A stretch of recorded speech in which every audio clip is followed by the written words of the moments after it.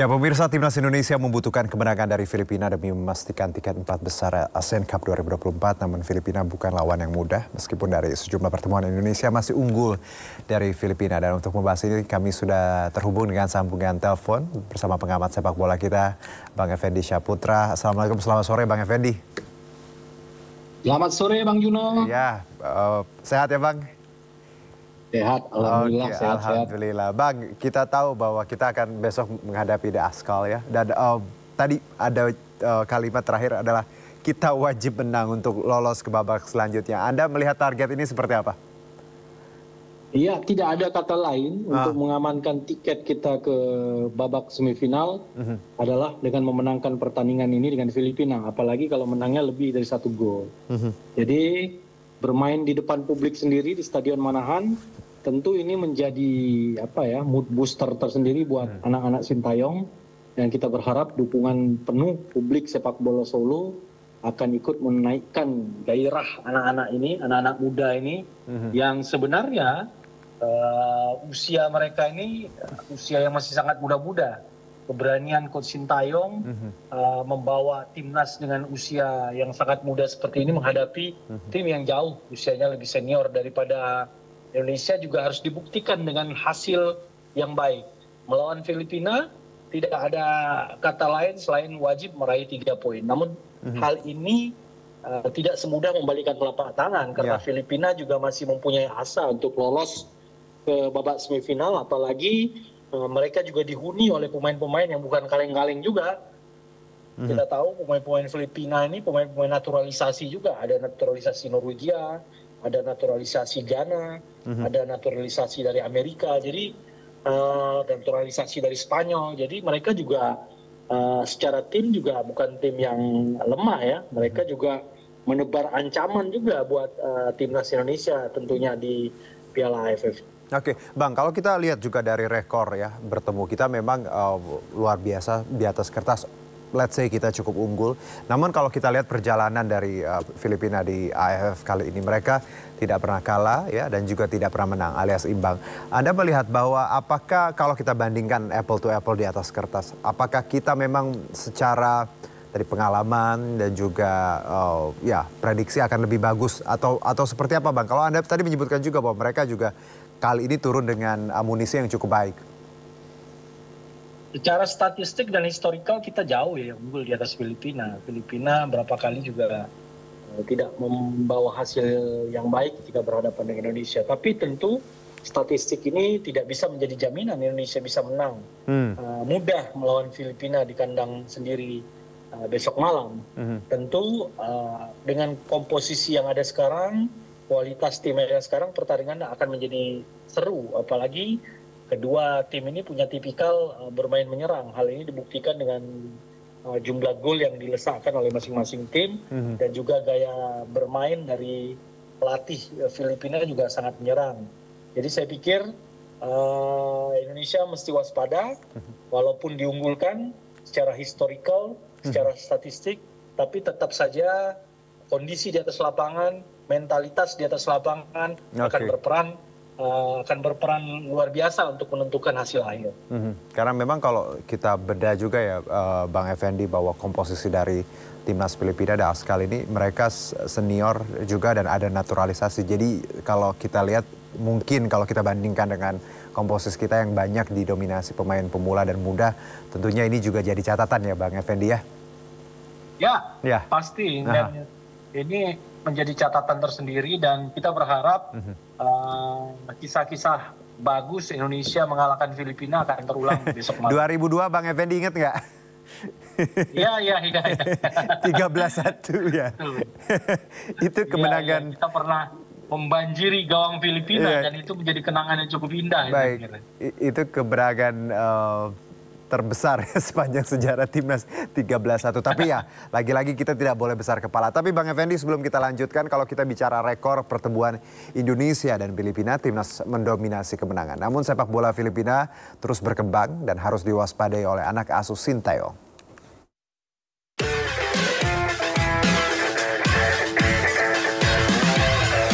Timnas Indonesia membutuhkan kemenangan dari Filipina demi memastikan tiket 4 besar ASEAN Cup 2024.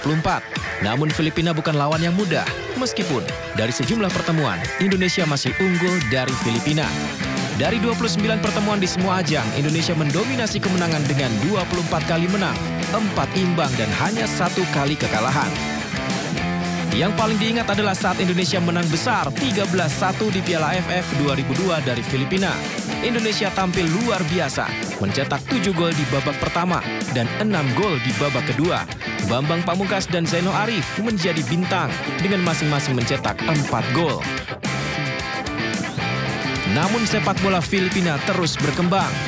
Timnas sempat kesulitan di Piala AFF 2018 di mana pertandingan berakhir imbang 0-0.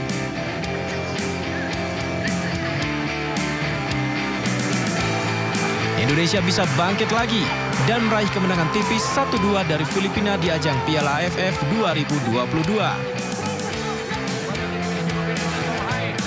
Terakhir pertemuan Indonesia dan Filipina terjadi pada 11 Juni 2024. Anak asuh Sinteyong menang 2-0 dari Filipina di kualifikasi Piala Dunia 2026. Melihat perkembangan sepak bola Filipina yang cukup pesat, apalagi kemarin mereka sempat menahan imbang tim kuat ASEAN Vietnam. Jelas timnas Indonesia tak boleh lagi melihat rekor pertandingan karena Filipina yang sekarang sudah berbeda. Jadi, jangan lengah Garuda. 네, 뭐 부담이 없다면 거짓말이겠지만 우리 지금 현재 제가 판단할 때 우리 어린 선수들이 상대 국가의 성인 대표팀하고 경기는 상당히 잘해주고 있다 생각하고 있습니다. 물론 부족한 점은 분명히 있지만 그거는 뭐 앞으로 1년의 시간이 남아있기 때문에 차차 많이 고쳐 나갈 수 있는 부분이고 우리 선수들이 내일 또 필리핀 성인 대표팀하고 경기에 이겼을 때 앞으로의 우리 선수들이 자신감 그런 부분이 우리 또 인도네시아의 어린 축구 선수들이 그런 부분에서 상당히 발전할 수 있는 부분이 Ya pastinya dari para pemain sudah prepare semaksimal mungkin untuk menghadapi pertandingan besok. Intinya semua para pemain pengen melanjutkan timnas Indonesia ini ke babak selanjutnya. Jadi mohon dukungannya buat pertandingan besok. Pertandingan besok itu sangat penting, jadi tolong dukung kita semua. Kalau soal beban sih kemungkinan pasti ada. Namun ya semua itu tergantung situasi di lapangan. Kita bakal bisa cetak gol lewat set piece atau lewat gameplay, itu tetap gol.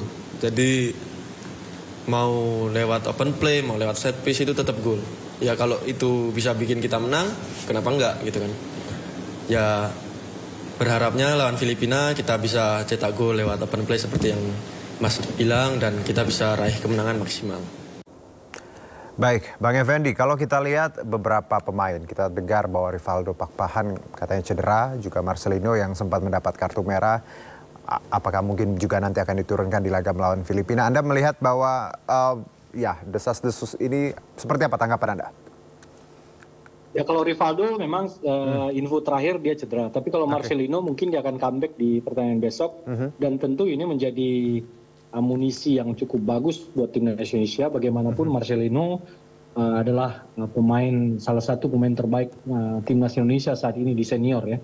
Jadi saya pikir kehadiran Marcelino, apalagi nanti ada Rafael Struijk, paling tidak ini akan sangat menarik melihat serangan-serangan, variasi serangan yang dibangun oleh pemain-pemain ini. Apalagi saya lihat Ferrari juga akan main.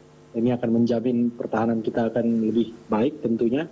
Dan di sektor kiper juga Cahya cukup baik ya. Jadi mudah-mudahan besok semua motivasi memang tidak bisa main aman seri atau apa. Memang harus wajib 3 poin, wajib menang untuk memastikan kita lolos ke babak berikutnya. Pun demikian Filipina, saya melihat ada 4 pemain yang patut diwaspadai ini. Yaitu John Martin Christiansen, ini pemain naturalisasi yang baru dinaturalisasi, mantan pemain timnas junior Norwegia, ini juga harus sangat diwaspadai. Duet dia dengan Sandro Reyes juga akan berbahaya. Sandro Reyes ini pemain naturalisasi dari Spanyol. Mereka juga punya Pau Tobinas dan ada Zico Bailey yang bermain di Liga Amerika ya, di MLS. Ini 4 pemain ini adalah 4 pemain yang saya kira patut sangat diwaspadai pergerakannya dan mesti dikunci rapat-rapat supaya mereka tidak menciptakan peluang-peluang yang tentunya akan sangat berbahaya buat gawang Cahya nanti. Oke, Bang Effendi, kalau kita boleh sedikit rangkum dari perjalanan kita di AFF, Myanmar, Laos, lalu Vietnam dan Filipina. Kita tentu tahu bahwa semangat kita tadi regenerasi itu kenapa tim kita komposisinya semua banyak anak muda, anak-anak yang memang yang memerlukan banyak pengalaman dan tentunya pengalaman dan juga panggung seperti itu. Dari beberapa pertandingan terakhir, apa yang menurut Anda yang harus diambil oleh Sintayong agar beberapa kesalahan tidak terulangi? Karena ketika kita optimis ternyata tidak terlalu baik, tapi ketika kita juga tidak banyak berharap ternyata juga cukup baik. Menurut Anda apa yang harus diperbaiki? Jadi saya pikir ini sebuah risiko ya bagi Sintayong dan bagi kita penggemar sepak bola nasional ketika kita berani mempertaruhkan anak-anak muda, anak-anak umur di bawah 22 tahun untuk menjadi timnas senior dan berlaga di level Piala AFF. Yang kita hadapi, yang Indonesia hadapi adalah pemain senior beneran dalam tanda kutip ya. Jadi hal-hal yang perlu dibenahi tentu adalah inkonsistensi. Yang namanya pemain muda jarang yang konsisten. Kadang-kadang bagus, besok jelek. Hari ini main gemilang, besok mainnya underperform. Dan hal ini juga selaras dengan jadwalnya yang luar biasa padat ya. Kadang-kadang jadwal yang padat, recovery-nya kurang, ditambah dengan ini yang akan membuat inkonsistensi makin sering terjadi di lapangan. Tapi apapun itu, ini sebuah pertaruhan besar Sintayong. Dia berani menurunkan anak-anak muda untuk regenerasi ke depan. Artinya anak-anak muda ini ketika nanti pada waktunya sudah siap bertarung karena mereka sudah terbiasa menghadapi pemain-pemain senior seperti Vietnam, Laos, Filipina, dan Myanmar. Artinya secara mentalitas ya sebenarnya ini adalah arena untuk melatih mentalitas dia. Sehingga menurut saya publik tidak perlu terlalu menekan mereka, mempush mereka. Walaupun memang kita belum pernah menjuarai Piala AFF dan besar harapan sekali publik sepak bola Indonesia kita bisa menjuarai AFF. Walaupun kita sudah bermain di level ronde ketiga Piala Dunia, tapi tetap harapan masyarakat Indonesia itu bagaimana Indonesia bisa mengangkat untuk pertama kalinya Piala AFF. Anda bayangkan dari tahun 96 hampir 30 tahun turnamen ini digelar, kita sama sekali belum pernah menjuaranya. Jadi saya pikir ini sebuah PR dan sebuah penantian yang begitu lama dinanti-nantikan. Walaupun sekarang orang masih sering ngatain kalau piala ini cuma piala yang tidak selevel dengan ronde ketiga Piala Dunia. Kira-kira seperti itu. Tapi saya pikir penting juga untuk memperhitungkan, menargetkan kita juga harus bisa berikan kejutan untuk meraih piala ini di turnamen tahun ini. Oke, Bang Effendi, terima kasih banyak untuk insight dan analisanya. Kita doakan besok untuk hasil paling baik biar kita bisa masuk ke babak semifinal selanjutnya. Terima kasih Bang Effendi. Terima kasih. Terima kasih.